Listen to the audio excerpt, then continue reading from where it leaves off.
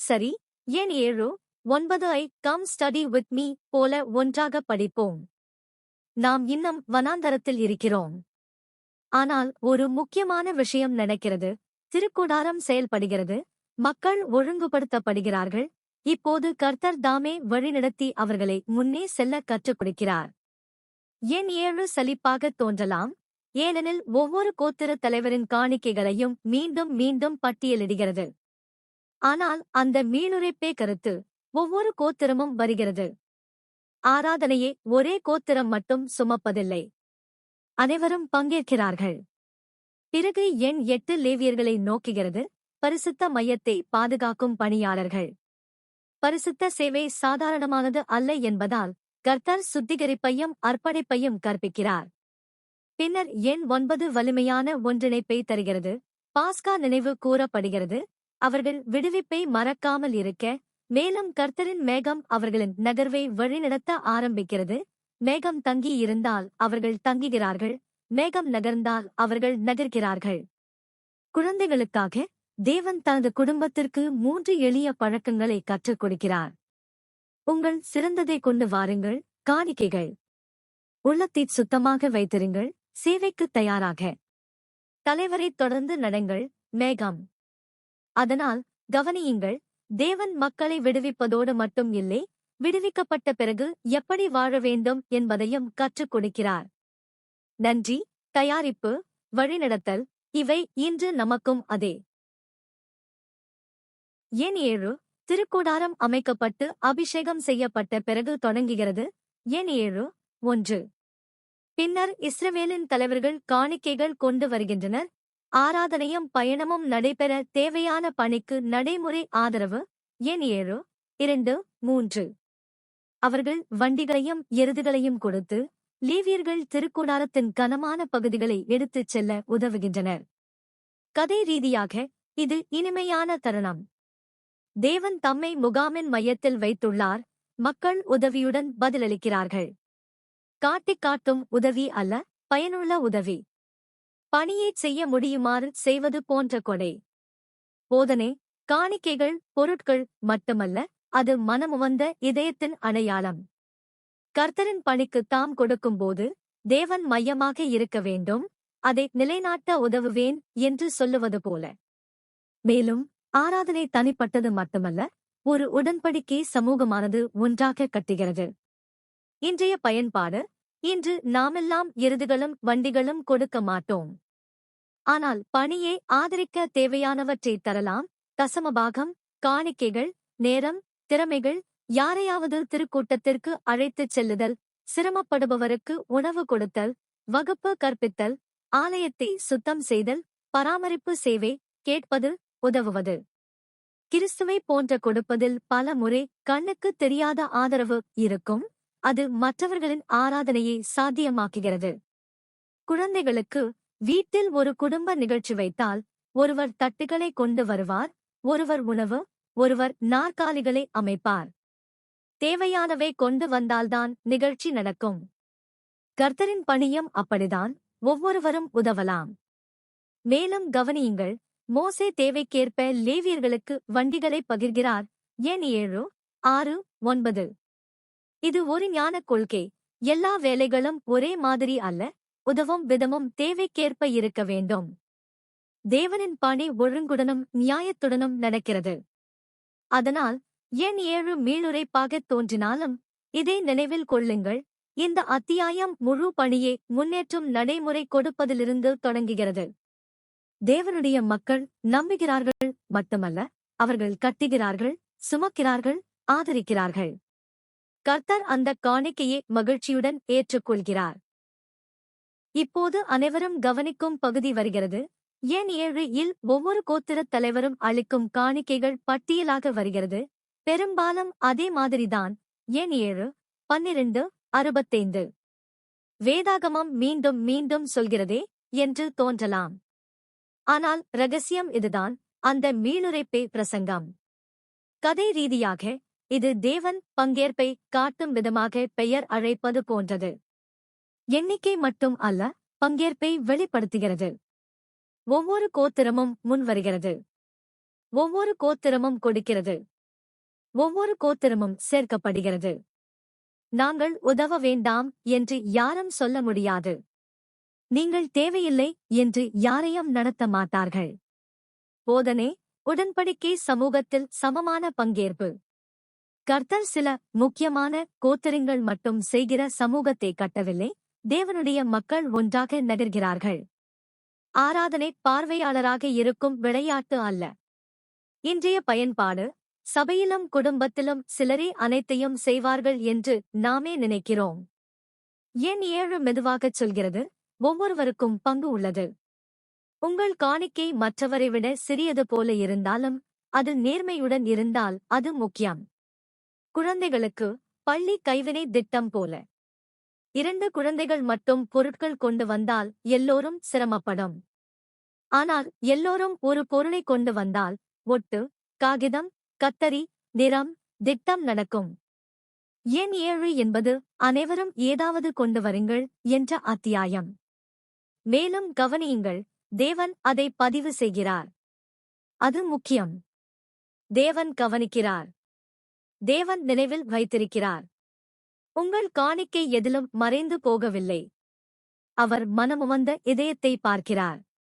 அதனால் என் முயற்சி சிறியது என்று நினைத்தால், சின்ன பிரார்த்தனை, எளிய வேதாகம வாசிப்பு, அமைதியான சேவை, எண் 7 சொல்கிறது, நீ கொண்டு வருவதை தேவன் எழுதிக் கொள்கிறார். அவர் உன் பொருளை தேவைப்படுவதால் அல்ல, உன் இதயத்தை அவர் நேசிப்பதால்.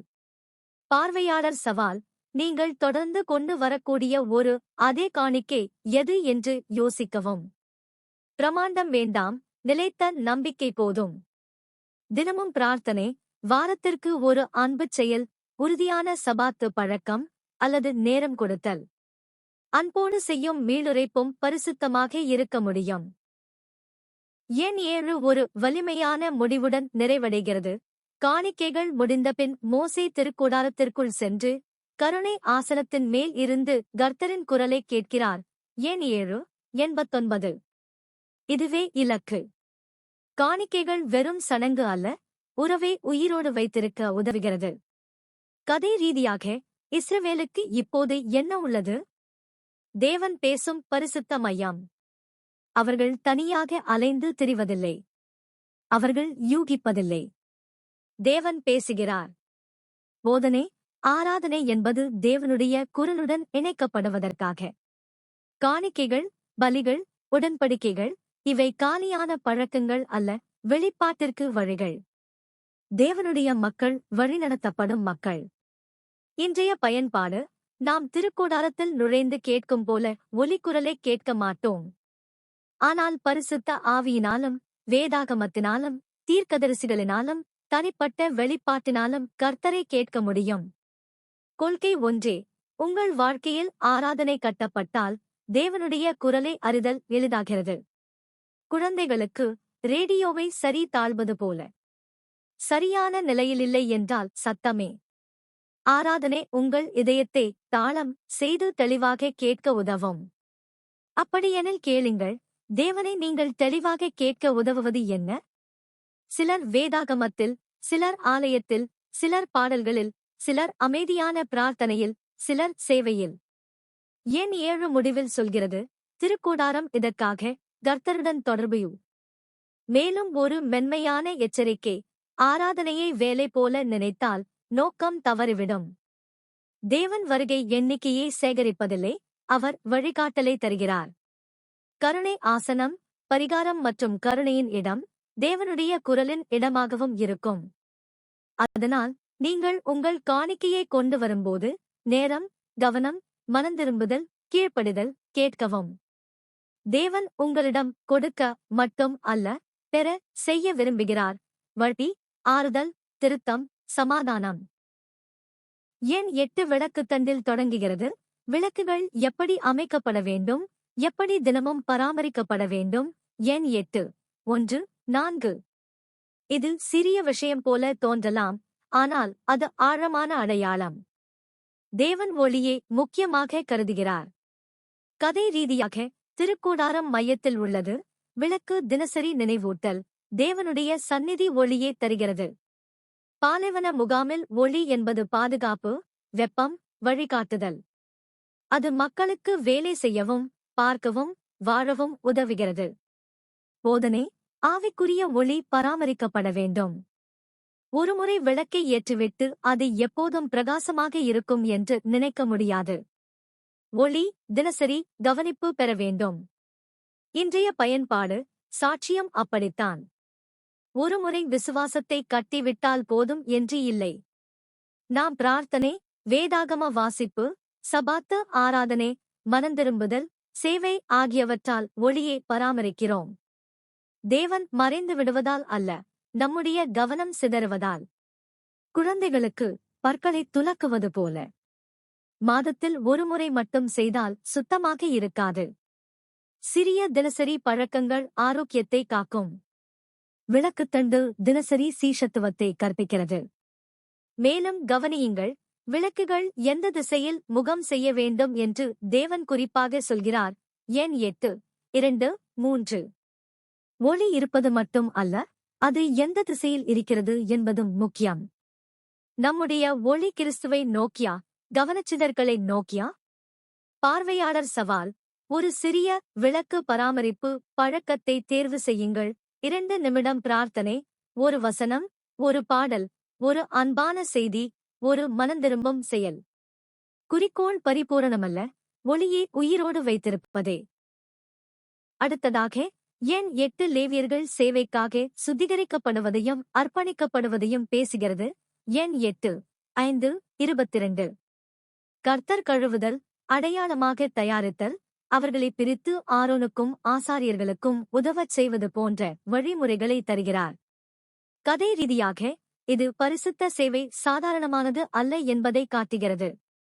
லேவியர்கள் பரிசுத்த பொருட்களை காக்கவும் சுமக்கவும் இருக்கிறார்கள் என்றால் அவர்கள் ஆவிக்குரிய தயாரிப்பில் இருக்க வேண்டும். தேவன் இஸ்ரவேலுக்கு கற்றுக் கொடுக்கிறார், மையத்திற்கு அருகில் சேவைக்கிறவர்கள் சுத்தமாகவும் தயாராகவும் இருக்க வேண்டும்.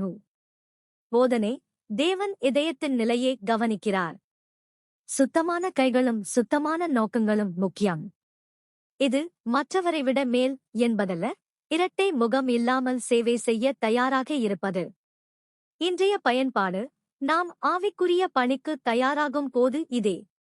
திருச்சாட்சியை எடுத்துக்கொள்ளுதல், ஆலயத்தில் செல்லுதல், ஆசீர்வாதம் வழங்குதல், கற்பித்தல், பராமரிப்பு சேவை, உண்மையான மனதுடன் பிரார்த்தனை, இவைகளில் தயாரிப்பு ஆற்றலை அழைக்கிறது. மனந்திரும்புதல் பரிசுத்த ஆவியை அழைக்கிறது. குழந்தைகளுக்கு இரவு உணவு சமைக்க உதவுவதற்கு முன் கைகளை கழுவுவது போல. சமையல் அழுக்கு என்பதில்லை, அது முக்கியம் என்பதால் கழுவுகிறோம். மேலும் இது கற்றுக் கொடுப்பது, தேவன் சுத்தமான தொடக்கங்களை விரும்புகிறார். நீங்கள் தவறு செய்திருக்கலாம். கவனம் சிதறியிருக்கலாம். ஆன்மீகமாக தூசி படிந்ததாக உணரலாம். எண் 8 தேவனின் முறையை காட்டுகிறது. சுத்தமாக்கு, அர்ப்பணி, சேவை. தேவன் மேலும் முயற்சி செய் மட்டும் சொல்லவில்லை, சுத்தமாக்கப்பட்டு மீண்டும் ஆரம்பிக்க ஒரு வழியையும் தருகிறார். இந்த அத்தியாயம் நம்பிக்கை அளிக்கிறது. சுத்தம் என்பது பரிபூரணம் அல்ல, தயாராக இருப்பதும் நேர்மையும் ஆகும். எண் 8 முடிவில் லேவியர்கள் சேவை செய்ய வேண்டிய வயது குறித்து வழிமுறைகள் வருகின்றன. எண் 8, 23, 26. கடின உழைப்புக்கான ஒரு பருவமும் பின்னர் இலகுவான உதவிக்கான பருவமும் உள்ளது. இது நிர்வாக விவரம் போல தோன்றலாம், ஆனால் இது மென்மையான ஒரு கொள்கையை கற்பிக்கிறது. தேவன் வலிமை, நேரம் மற்றும் வேகம், பேசிங் ஆகியவற்றை புரிந்து கொள்கிறார். கதை ரீதியாக திருக்கூடாரத்தின் பாகங்களை நகர்த்துவது கனமான வேலை. மனித உடல் சோர்வடையும் என்பதை தேவன் மறுக்கவில்லை. தொடர்ந்த பாரம் ஒருவரை நசுக்காமல் காக்க ஒரு முறைமை இருக்கிறது. கடின வேலைகளில் இருந்து விலகினாலும் முதிய லேவியர்கள் இன்னும் உதவுகிறார்கள். அவர்கள் இன்னும் சேர்ந்தவர்கள். அவர்கள் இன்னும் பங்களிக்கிறார்கள். போதனை, கர்த்தர் நீடித்த சீஷத்துவத்தை மதிக்கிறார். தங்களை எரித்து முடித்து விட்டால்தான் பக்தி என்றே இல்லை. காலம் முழுவதும் விசுவாசமாக இருக்கச் சொல்கிறார். இன்றைய பயன்பாடு, அதிக சுமை உணர்பவர்களுக்கு இது முக்கியம். வாழ்க்கையில் பலகைகளை சுமக்கும் பருவங்கள் இருக்கும், அதிக வேலை, அதிக அழுத்தம். மற்ற பருவங்களில் உதவுவது இருக்கும், அதேபோல் அர்த்தமுள்ளதே, ஆனால் வேறு.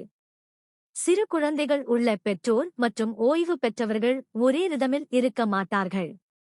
புதிய விசுவாசிகள் அடிப்படைகளை கற்கலாம், மற்றவர்கள் தலைமை சுமைகளை சுமக்கலாம். தேவன் பருவங்களுக்கு இடம் தருகிறார். குழந்தைகளுக்கு வீட்டுச் சுமைகள் போல. சிறு குழந்தை மேசையை அமைக்கலாம், பெரிய குழந்தை குப்பையை வெளியே போடலாம். ஒரே குடும்பம், வேறு வலிமை, ஒரே சேர்ந்திருத்தல். அதனால் நீங்கள் முன்பு செய்ததை இப்போது செய்ய முடியவில்லை என்றால் எண் 8 சொல்கிறது, நீங்கள் இன்னும் சேவை செய்யலாம், நீங்கள் இன்னும் சேர்ந்தவர். உங்கள் மதிப்பு கனமான சுமையால் அல்ல, உடன்படிக்கையின் விசுவாசத்தால் அளவிடப்படுகிறது. இந்த வாரம் கேளுங்கள், நான் எந்த பருவத்தில் இருக்கிறேன்? அந்த பருவத்தில் எரிந்து போகாமல் நான் செய்யக்கூடிய ஒரு விசுவாசமான செயல் என்ன? தேவனுடைய பணி ஓட்டப்பந்தயம் அல்ல, அது நீண்ட ஓட்டம். எண் 9 நம்மை மீண்டும் பாஸ்காவிற்கு கொண்டு செல்கிறது. எண் 9, 1-5. இஸ்ரவேல் இன்னும் வனாந்தரத்தில் இருக்கிறது, ஆனால் தேவன் சொல்கிறார், உங்கள் விடுவிப்பை நினைவு கூறுங்கள். பாஸ்கா வரலாறு மட்டும் அல்ல, அது அடையாளம். நாம் அடிமைகள் இருந்தோம். தேவன் நம்மை விடுவித்தார். நாம் அவருக்குச் சொந்தம். பின்னர் ஒரு கருணையான நிகழ்வு வருகிறது. சிலர் மரணத்தை தொந்ததால் அசுத்தமாகி நேரத்தில் பாஸ்காவை கடைபிடிக்க முடியவில்லை. எண் 9, 6-7. அவர்கள் மோசேயிடம், எங்களுக்கும் வழி உள்ளதா எனக் கேட்கிறார்கள்.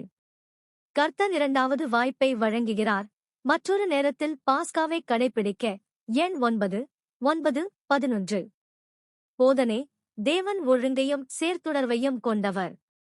அவர் தரநிலைகள் வைத்திருந்தாலும் உண்மையாக கீழ்ப்படிக்க விரும்பி உண்மையான தடைகளை சந்திப்பவர்களுக்கு அவர் வழி செய்கிறார். தேவன் வழி செய்கிறார். இன்றைய பயன்பாடு. இது இரண்டாவது வாய்ப்பு அத்தியாயம். தேவன், நீ தவறிவிட்டாய், நீ வெளியே என்று சொல்லவில்லை. அவர், நீ ஆராதிக்க விரும்புகிறாய் என்றால் நான் உன்னை ஆராதிக்க உதவுவேன் என்று சொல்கிறார். இதுவே சுவிசேஷம். குழந்தைகளுக்கு, குடும்ப இரவு உணவை தவறவிட்டது நீங்கள் ஒருவருக்கு உதவியதால் என்றால் நல்ல பெற்றோர் உனக்கு உணவு இல்லை என்று சொல்ல மாட்டார்கள். உனக்காக ஒரு தட்டை வைத்திருக்கிறோம், நீ இன்னும் சேர்ந்தவன் என்று சொல்வார்கள். அதனால் நீங்கள் பின்தங்கியதாக, தகுதியற்றதாக அல்லது தாமதமாகிவிட்டது என்று நினைத்தால் எண் 9 சொல்கிறது, கர்த்தர் இன்னும் உங்களை உள்ளே கொண்டு வர முடியும். இரண்டாவது வாய்ப்புகள் உடன்படிக்கை வாழ்க்கையின் ஒரு பகுதி. இங்கே வேதாகமத்தில் மிக ஆறுதலளிக்கும் வழிகாட்டல் படங்களில் ஒன்று வருகிறது. கர்த்தரின் மேகம் திருக்கூடாரத்தின் மேல் இருப்பது. எண் 9, 15-16. மேகம் தங்கினால் இஸ்ரவேல் தங்கியிருந்தது. அது உயர்ந்தால் அவர்கள் பயணம் செய்தார்கள். எண் 9, 17-23. சில சமயம் நீண்ட நாட்கள், சில சமயம் ஒரே இரவு. ஆனால் விதி எளிது, கர்த்தரை பின்பற்றுங்கள். கதை ரீதியாக இது பயம் கொண்ட மக்களுக்கு பாதுகாப்பை தருகிறது. அவர்களுக்கு சரியான வரைபடம் தேவையில்லை. எதிர்காலத்தின் எல்லா விவரங்களையும் தெரிந்திருக்க தேவையில்லை. அவர்கள் தேவனை கவனித்து அவருடன் நகர வேண்டும். அப்போது வனாந்தரம் சீரற்ற அலைச்சல் அல்ல, வழிநடத்தப்படும் பயணம். போதனை. தேவன் நம்மையும் இப்படித்தான் வழிநடத்துகிறார், நாள்தோறும். அவர் எப்போதும் 5 வருட திட்டம் தரமாட்டார். அடுத்த அடிக்கு போதுமான ஒளியை தருவார். இது அவர் மறைப்பதால் அல்ல, நம்பிக்கையை கற்பிப்பதால். இன்றைய பயன்பாடு. பலர் முழு பாதையையும் அறிய வேண்டும் என்று விரும்பி பதற்றப்படுகிறார்கள். எண் 9 மேகம் போல வெளிப்பாடு கற்றுக் கொடுக்கும். கர்த்தர் சொன்னால் ஓய்வு, அவர் சொன்னால் நகர்வு. மேகம் மாறாத போது பொறுமை. மேகத்தை கவனிப்பது. வேதாகமம், பிரார்த்தனை, உள்ளத்தில் வரும் சமாதானம், ஆலோசனை, ஆன்மீக உறுதிப்படுத்தல். குழந்தைகளுக்கு பின்பற்று என்ற விளையாட்டு போல. தலைவர் நின்றால் நீ நிற்பாய், தலைவர் சென்றால் நீ சென்றாய். பாதுகாப்பான இடம் தலைவர் அருகேதான். அதனால் குடும்பம், வேலை, மனந்திரும்புதல், பள்ளி போன்ற தீர்மானங்களை எதிர்கொள்வோர் பதற்றத்தில் முன்னே ஓடாதீர்கள். கர்த்தர் மெதுவாகத் தூண்டும்போது நகர மறுக்காதீர்கள். தேவன் தமது மக்களை படிப்படியாக வழிநடத்துகிறார். எண் 7 9 ஐ 3 சொற்களில் முடிப்போம். கொண்டு வா. சுத்தமாக்கு. பின்பற்று. கொண்டு வா. எண் 7 சோகஸ்மெலி ஒவ்வொரு கோத்திரமும் காணிக்கையுடன் வருகிறது. மீளுரைப்பே ஆராதனையாகிறது. காட்சி அழகு முக்கியமல்ல, நம்பிக்கைத்தன்மை முக்கியம். ஒவ்வொரு கோத்திரமும் கொண்டு வந்ததை தேவன் கவனிக்கிறார். சுத்தமாக்கு. எண் 8 சோகஸ்மெலி விளக்கு பராமரிக்கப்படுகிறது. லேவியர்கள் சுத்திகரிக்கப்பட்டு அர்ப்பணிக்கப்படுகிறார்கள். இது தினசரி சீஷத்துவத்தை கற்பிக்கிறது. ஒளியை எரிய வைக்கவும், இதயத்தை தயார் வைத்திருக்கவும், மரியாதையுடன் சேவை செய்யவும். அமைதியான வேலைகளும் முக்கியம், அவை மையத்தை பாதுகாக்கின்றன. பின்பற்று. எண் 9 சோகஸ்மெலி பாஸ்கா விடுவிப்பை நினைவில் வைத்திருக்கும். மெகம் வழிநடத்தப்பட்ட வாழ்க்கையை கற்பிக்கிறது. தேவன் ஓய்வென்றால் ஓய்வு, அவர் நகர்ந்தால் நகர்வு. மேலும் நீங்கள் வாய்ப்பை தவறவிட்டதாக உணர்ந்தால் நினைவில் கொள்ளுங்கள், ஆராதிக்க விரும்பியவர்களுக்கு தேவன் இரண்டாவது வாய்ப்பை ஏற்படுத்தினார். அப்படிப்பட்ட தேவன் அவர். இன்றைய பயன்பாடு. இது வனாந்தர பருவத்திற்கு உயிர் காப்பு கிட் போன்றது. வாழ்க்கை நிச்சயமில்லாத போது அனைத்தையும் கட்டுப்படுத்த வேண்டியதில்லை. உங்கள் காணிக்கையை கொண்டு வாருங்கள், உங்கள் நேர்மையான சிறந்ததை, உங்கள் ஒளியை பராமரியுங்கள், தினசரி விசுவாசம் மற்றும் கர்த்தரை படிப்படியாக பின்பற்றுங்கள். வெளிப்பாடு மற்றும் கீழ்ப்படிதல். குழந்தைகளுக்கு இருள் வழித்தடத்தில் பெற்றோரின் கையை பிடித்து நடப்பது போல. வீட்டை முழுவதும் பார்க்க தேவையில்லை, அடுத்த அடியை மட்டும் எடுக்கவும். இந்த வார சவால். கர்த்தருக்கு ஒரு எளிய காணிக்கையை கொண்டு வாருங்கள். நேரம், பிரார்த்தனை, தயவு, மனந்திரும்புதல், சேவை. ஒரு விளக்கை பராமரியுங்கள். உங்கள் விசுவாசத்தை பிரகாசமாக வைத்திருக்கும் ஒரு சிறிய தினசரி பழக்கம். ஒரு மேகத் தூண்டுதலை பின்பற்றுங்கள். கர்த்தர் மெதுவாக உங்களுக்கு சொல்லிக் கொண்டிருக்கும் ஒரு காரியம். தேவன் வழிநடத்தும்போது வனாந்தரம் அர்த்தம் பெறுகிறது. நீங்கள் அவருடன் நகரும்போது நீங்கள் முன்னே செல்கிறீர்கள்.